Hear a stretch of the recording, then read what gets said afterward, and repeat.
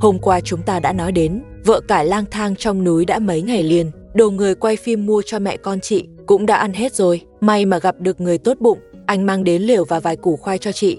Điều này khiến vợ cả vô cùng cảm động, mẹ con chị cũng không phải ngủ ngoài trời nữa. Dù chiếc lều không lớn, nhưng cũng đủ che gió che mưa, bọn trẻ ở trong đó cũng ấm hơn. Hôm nay thời tiết khá ổn, vợ cả chuẩn bị nhóm lửa, nướng ít khoai để ăn. Trong lều, cô con gái út đã thức dậy, con gái lớn đang trông em.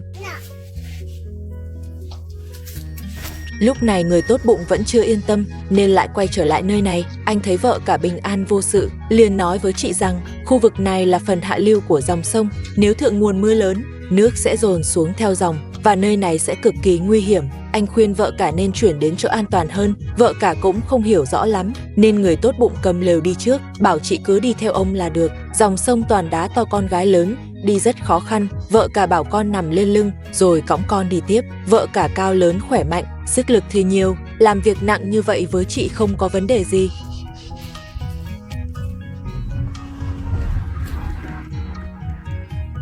Người tốt bụng bế con gái lớn xuống, rồi cả ba tiếp tục bước về phía trước. Họ đến một khoảng đất trống bên cạnh, nơi này cao hơn và bằng phẳng hơn. Người tốt bụng lại dựng lều cho mẹ con chị, rồi nhặt thêm củi khô, nhóm một đống lửa. Anh nói với vợ cả, chị có thể lấy bình nước, đun chút nước nóng mà uống. Vợ cả nói chị bị đuổi ra khỏi nhà, không mang theo gì cả, cũng chẳng có tiền. Người tốt bụng không nói gì thêm, anh đưa hộp diêm cho vợ cả, rồi tiếp tục nhặt củi khô để đống lửa cháy lớn hơn.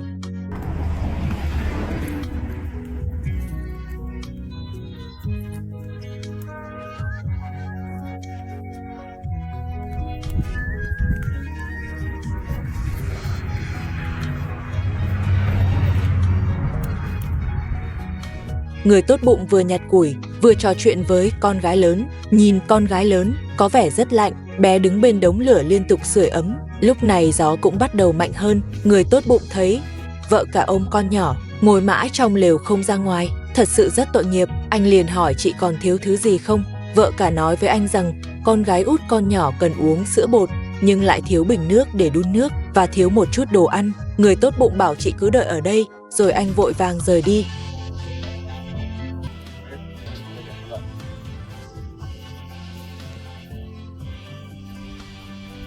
Vợ cả thật sự rất may mắn, dù bị ba mẹ chồng đuổi khỏi nhà, nhưng lại gặp được người tử tế như vậy, đúng là phúc của chị. Không lâu sau, người tốt bụng mang đến một số vật dụng thiết yếu.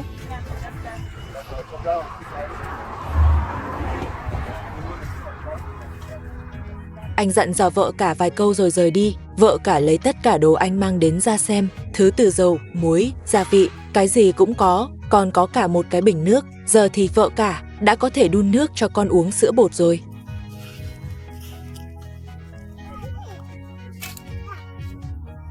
Người tốt bụng còn mua thêm trứng cho họ, do không có nồi, vợ cả đành đặt trứng vào đống lửa để nướng, không biết kết quả sẽ thế nào.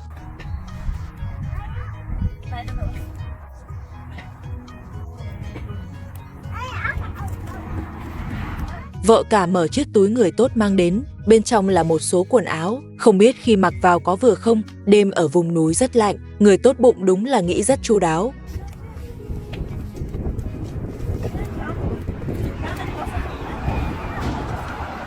Vợ cả lấy quần áo đắp lên người con gái út để bé ấm hơn một chút. Con gái út hơi quấy khóc, có vẻ bé đói lắm rồi.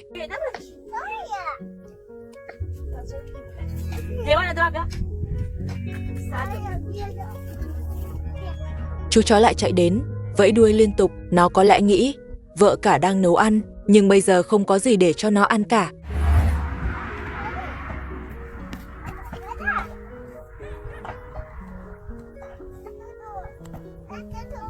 Vợ cả thấy trứng vẫn chưa chín, lại ném vào đống lửa nướng tiếp. Không lâu sau trứng nổ tung ra, không biết trứng như vậy còn ăn được không.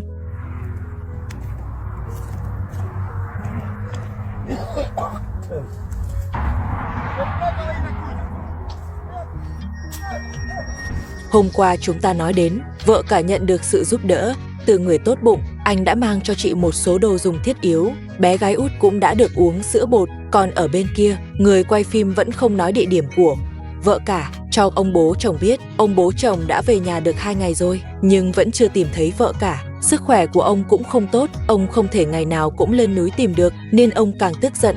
Bà mẹ chồng hơn, giờ bà mẹ chồng ở nhà cũng không dám nói nhiều. Sáng nay, bà ấy làm 2 cái bánh rau dại mang đến trước mặt ông bố chồng để ông ăn.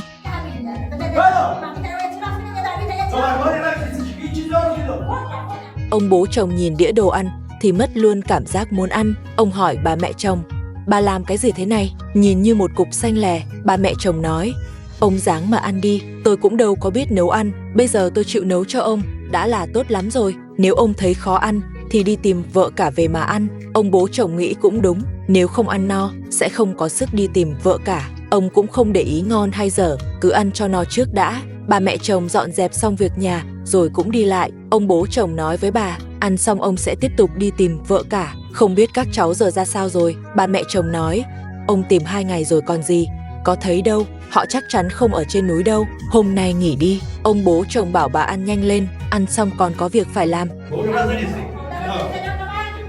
Hôm nay thời tiết khá đẹp, mặt trời cũng ló ra rồi, tầm nhìn trên núi cũng rất tốt, rất thích hợp để đi tìm vợ cả. Quả nhiên, ông bố chồng thấy bà mẹ chồng ăn xong, liền thúc bà dọn dẹp cho nhanh. Bà mẹ chồng cũng hợp tác, dọn xong rồi, ông bố chồng bảo bà đi theo ông, cùng lên núi tìm vợ cả. Bà mẹ chồng nói bà không muốn đi, bà khó khăn lắm mới đuổi được vợ cả đi, nếu giờ tự mình đi đón về thì mặt mũi biết để vào đâu. Nhưng ông bố chồng nói với bà, nếu không đi cùng ông sẽ đuổi bà đi luôn. Bà mẹ chồng bắt đầu lo lắng, nên đành miễn cưỡng đi theo ông bố chồng lên đường.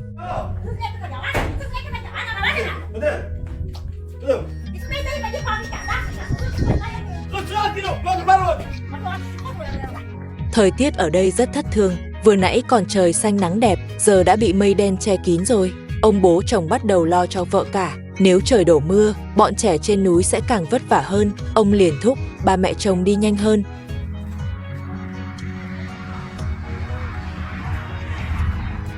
Hai người đã đi đến một nơi mà ông bố chồng chưa từng tìm trước đó. Có thể thấy khu vực này hoàn toàn khác với nơi vợ cả từng ở, rõ ràng không cùng một vùng. Lý do người quay phim không nói vị trí của vợ cả cho ông bố chồng là để gia đình này tự đưa ra lựa chọn trong tình thân. Dù sức khỏe không tốt, nhưng ông bố chồng vẫn cố đi phía trước, rất mạnh mẽ. Còn bà mẹ chồng thì chậm rãi đi theo, bà ta hoàn toàn không muốn tìm thấy vợ cả. Ông bố chồng vẫn liên tục thúc bà đi nhanh hơn.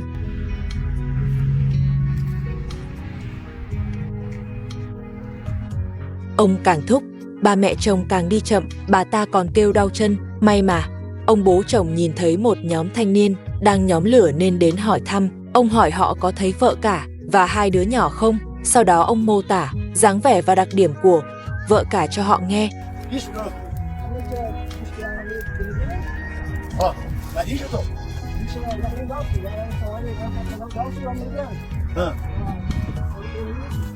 Nhóm thanh niên nói họ thường xuyên đến đây chơi, nhưng chưa từng thấy người phụ nữ và 2 đứa trẻ như ông nói. Họ khuyên ông đừng tìm ở đây nữa, vì chắc chắn ông đã tìm nhầm chỗ rồi. Thấy họ nói chắc chắn như vậy, ông cũng tin theo.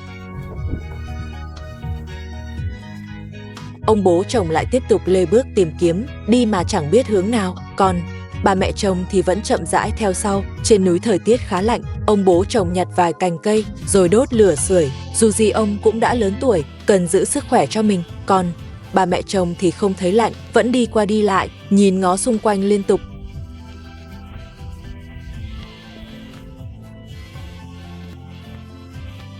Ông bố chồng còn chưa ấm được bao lâu thì bà mẹ chồng đã bỏ đi. Bà ta kêu muốn về nhà trước. Ông bố chồng đuổi theo, nhưng bà ta càng đi càng nhanh. Ông đuổi một đoạn thì đuối sức, không đi nổi nữa, đành ngồi xuống đất nghỉ. Thấy ông không theo kịp nữa, bà ấy cũng ngồi xuống nghỉ theo. Có vẻ như bà mẹ chồng lại bắt đầu giở trò. Nhân lúc bà ta không chú ý, ông bố chồng cầm một cây gậy đến dạy lại bà một trận.